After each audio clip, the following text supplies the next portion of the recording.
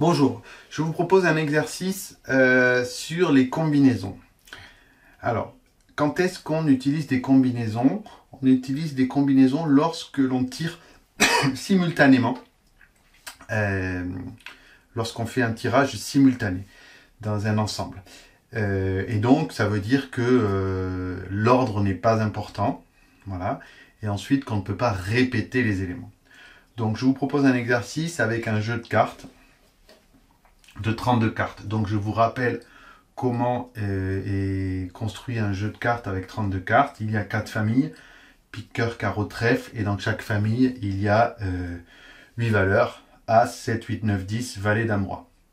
Et on va s'intéresser à ce qu'on appelle une main de 5 cartes. Donc, ça veut dire qu'on va tirer 5 cartes dans le jeu, ou on va me distribuer 5 cartes dans un jeu de 32. Je vous conseille de regarder, de chercher l'exercice par vous-même d'abord et ensuite on se retrouve pour la correction. Alors, on va commencer par la première question. Combien de tirages peut-on obtenir sans imposer aucune contrainte? C'est-à-dire, j'ai un jeu de 32 cartes et j'en choisis 5. Eh bien, tout simplement, on a 5 parmi 32. Mains différentes, tirages différents. Alors, 5 parmi 32, c'est ce qu'on appelle un coefficient binomial.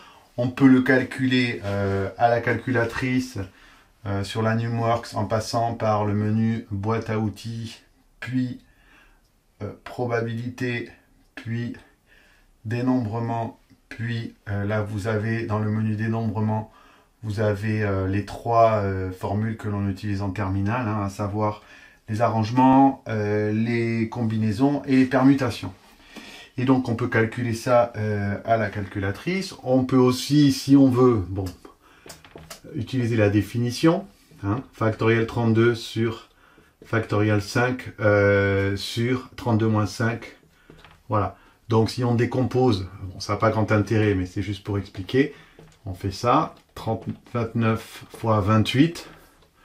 En bas, on va avoir 27 factoriel 27, donc ça va simplifier. Il va nous rester 5 factoriels en bas. Voilà.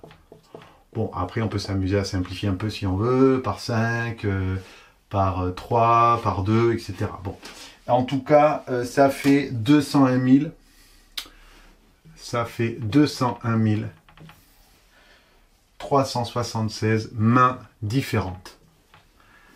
Voilà, donc ça c'est si on n'impose aucune contrainte, c'est-à-dire qu'on prend 5 cartes dans un jeu de 32. Maintenant, on me demande le nombre de mains qui contiennent 3 cœurs et 2 piques. Alors, pour ça, je vais d'abord compter, je vais devoir choisir 3 cartes de cœur, le nombre de possibilités qu'il y a de tirer 3 cœurs. Hein, parmi combien j'ai de cœurs? J'ai 8 cœurs. Donc, je vais avoir 3 parmi 8 façons de choisir les cœurs. Ok? Et pour chacune de ces façons, je vais, il me faut maintenant que je choisisse le reste. J'ai une main de 5 cartes, j'ai 3 cœurs à l'intérieur, donc voilà le nombre de façons que j'ai. Et pour chacune de ces façons, il faut que je choisisse mes piques. Donc mes piques, je dois en choisir 2 pour avoir un total de 5 cartes. Et d'après le principe multiplicatif, j'ai 3 parmi 8 façons de choisir mes cœurs, et pour chacune de ces façons, 2 parmi 8 façons de choisir les piques. Donc je multiplie ces deux coefficients binomiaux. Alors ça fait 8 fois 7 fois 6 sur factoriel 3. Donc ça fait 8 fois 7, donc ça fait 56. Et 2 parmi 8, c'est égal à 8 fois 7 divisé par 2. D'accord? C'est-à-dire 56 fois 28. Ok? Égal, vous le calculez. Ensuite, dans la question 3, on me demande le nombre de mains contenant 5 carreaux ou 5 piques. Alors là, ce sont des événements disjoints, parce qu'on peut pas, on a 5 cartes, on ne peut pas On peut pas obtenir à la fois 5 carreaux et 5 piques. Donc de toute façon, il n'y a pas de problème. Donc je vais calculer le nombre de façons d'obtenir 5 carreaux. Donc j'ai 5 parmi 8 façons pour les carreaux. Ok. Pour les carreaux. Et la même chose pour les piques. Et donc là, comme j'ai un ou et que ce sont deux ensembles disjoints, je vais ajouter, d'accord? Soit je vais avoir des carreaux, 5 carreaux, donc j'aurai 5 parmi 8, nombre de mains avec des carreaux, et j'ajoute le nombre de mains avec les piques. Ce qui me fait un total de, donc ça fait 56 plus 56, ça fait 112 possibilités d'avoir 5 carreaux ou 5 piques.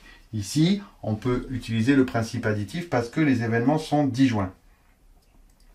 Alors, maintenant, on va passer à la suite. On veut compter le nombre de façons, le nombre de mains avec au moins un roi.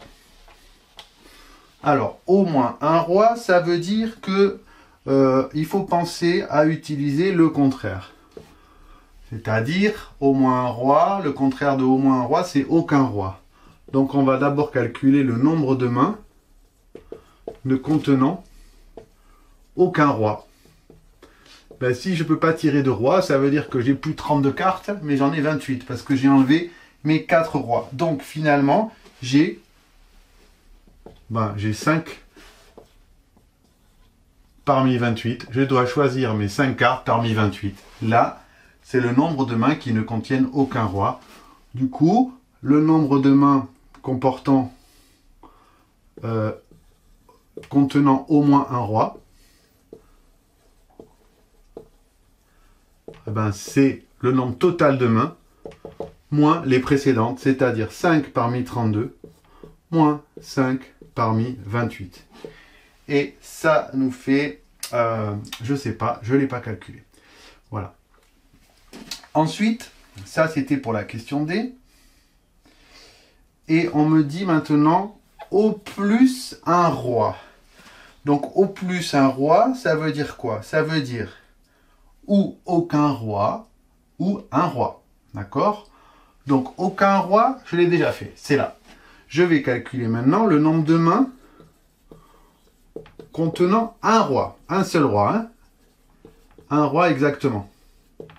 Donc, pour avoir un roi, je dois faire quoi? Je dois choisir mon roi déjà. Choisir mon roi, j'ai 4 possibilités. Hein.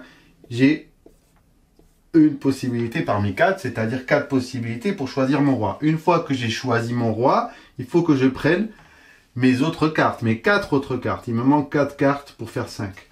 Mais je ne peux pas tirer un roi. Donc je ne vais pas mettre 31 ici, parce que il faut que j'enlève les rois. Hein. Donc il me restera 28. Ça, c'est le nombre de mains qui contiennent un roi. Du coup, on en déduit que le nombre de mains qui contiennent au moins un roi est égal à ça plus ça.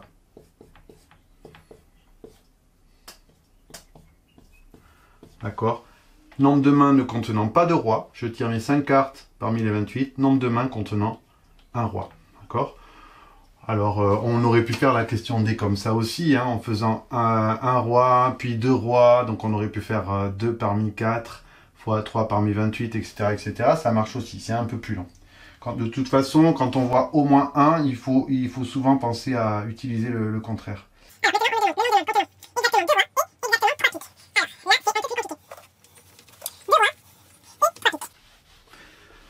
Deux rois et 3 piques. Alors là, il faut faire un petit peu, il faut faire une petite disjonction de cas, puisqu'on a le problème du roi de pique qui va se poser. Alors d'abord, on va chercher le nombre de mains sans le roi de pique. Sans le roi de pique. Sans le roi de pique. Ok? Alors, le nombre de mains sans le roi de pique. Ça veut dire que je dois avoir 2 rois. D'accord? Mais je ne prends pas le roi de pique. Le roi de pique, je l'ai enlevé. Donc, il ne me reste plus que 3 rois. Je dois donc choisir mes 2 rois parmi 3, puisque j'ai enlevé le roi de pique. Et ensuite, je dois choisir mes 3 piques. Mes 3 piques parmi 7. Parce que j'ai enlevé le roi de pique. Donc, j'ai plus que 7 cartes de pique. Ça, c'est le nombre de mains sans roi de pique. J'ai enlevé le roi de pique. Et j'ai donc le nombre de mains avec 2 rois et 3 piques. OK? Maintenant, on va calculer le nombre de mains avec le roi de pique. Avec le roi de pique. Donc, mon roi de pique, je l'ai dans mon jeu.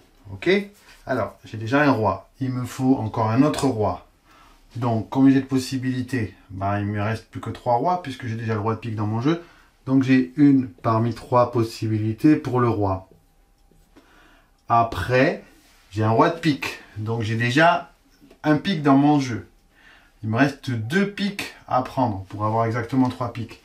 Donc, il me reste 2 piques à prendre parmi les 7, puisque le roi n'est plus là. OK? Et puis, là, j'ai que 4 cartes. Parce que j'ai mon roi de pique, qui compte pour un pique et pour un roi. J'ai 2 piques, d'accord? Et un autre roi. Il me reste une carte à prendre. Parmi combien? Ben, il ne faut pas que ce soit un pique. Donc, il faut enlever tous les piques. Donc, ça fait... il faut enlever tous les piques. Donc, ça fait 24. Mais j'enlève... Il ne faut pas que ce soit un roi non plus. Donc, il faut que j'enlève ces 3 rois. Donc, il me reste 21 cartes. Voilà. Ça, c'est le nombre de mains contenant 2 rois et 3 piques avec le roi de pique. Et ça, c'est le nombre de mains contenant 2 rois et 3 piques sans le roi de pique. Donc maintenant, il faut ajouter ces 2 résultats pour obtenir la réponse. Ça, c'était une question un petit peu plus compliquée. Et enfin, il y a une dernière question qui est encore un peu plus compliquée, mais qui est un classique qu'on peut utiliser si on veut faire des probabilités au poker, par exemple. Un peu le même principe, c'est la probabilité. Donc cette fois-ci, on demande la probabilité d'obtenir une paire. Une paire, ça veut dire 2 cartes de la même force. Donc 2 As, 2 Rois, 2 7, 2 8, mais pas 3, parce que si on en a 3, c'est un brelan, c'est pas une paire. Et si on a 2 paires, c'est pas la même chose qu'une paire. Donc, comment on va faire ça? Il faut d'abord choisir, pour mes paires, il va déjà falloir que je choisisse une force. C'est-à-dire, est-ce que je vais prendre une paire d'As? Est-ce que je vais choisir une paire de Rois, une paire de Dames, une paire de Valets? Donc, je vais devoir choisir de quoi va être ma paire. Donc là, j'ai 8 possibilités pour choisir ma force. Une fois que j'ai choisi ma force, par exemple, les rois. Bon, les rois, j'ai 4 rois. Moi, je dois avoir une paire. Donc, j'ai plusieurs possibilités. Faire roi de pique, roi de cœur, roi de pique, roi de carreau, etc. J'ai combien de possibilités? Ben, je dois choisir 2 parmi 4 rois si ma paire, c'est une paire de rois. Maintenant, qu'est-ce qui se passe? Là, j'ai donc ma paire. Il me reste 3 cartes. 3 cartes à choisir. Je dois prendre 3 cartes, mais il ne faut pas que je retombe à nouveau sur une paire. C'est-à-dire que si j'ai ma paire, il va falloir que je prenne par exemple après un valet, un 7, un 8. Mais je ne peux pas prendre un valet, un 7 et un valet. Donc, je vais choisir mes autres forces. Mes 3 cartes, je vais les choisir parmi des forces différentes que le roi. Voilà. Donc, je dois choisir je dois choisir 3 cartes. Je dois choisir 3 forces différentes, en fait, pardon. 3 forces différentes parmi les 7. Donc, si par exemple, j'ai fait ma paire de rois, ben après, je peux choisir valet, dame, 9, par exemple. Voilà.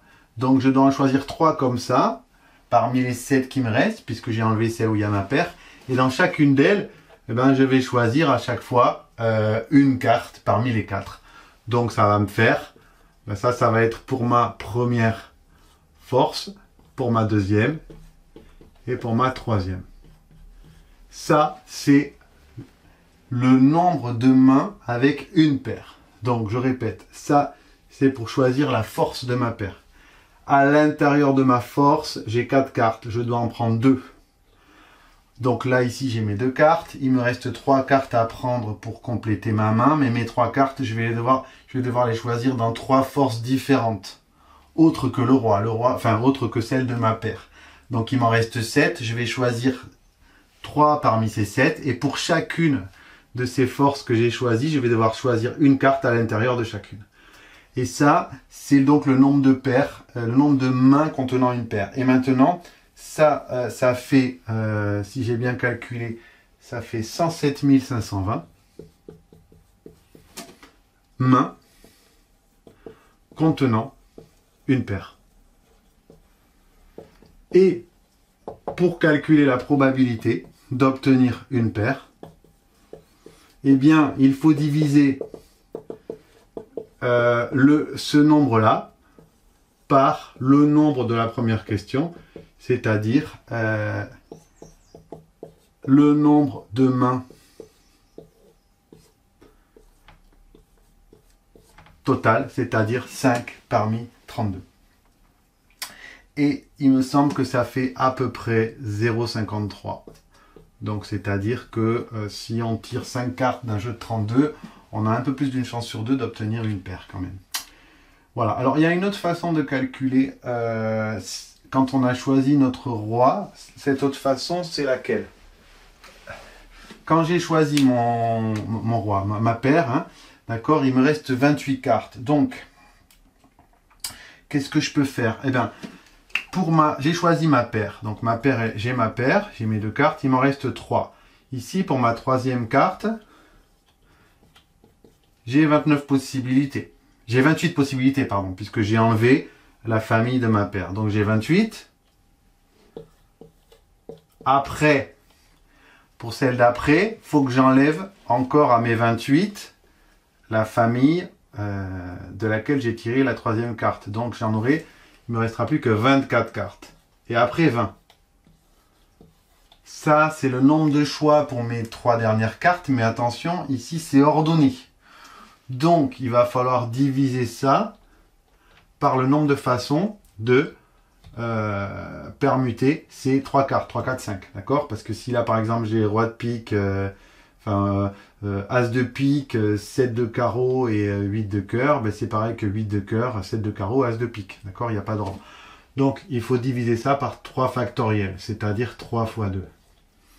Ok? Et alors, si vous regardez bien ça, 3 parmi 7, bien c'est égal à 7 fois 6 fois 5 sur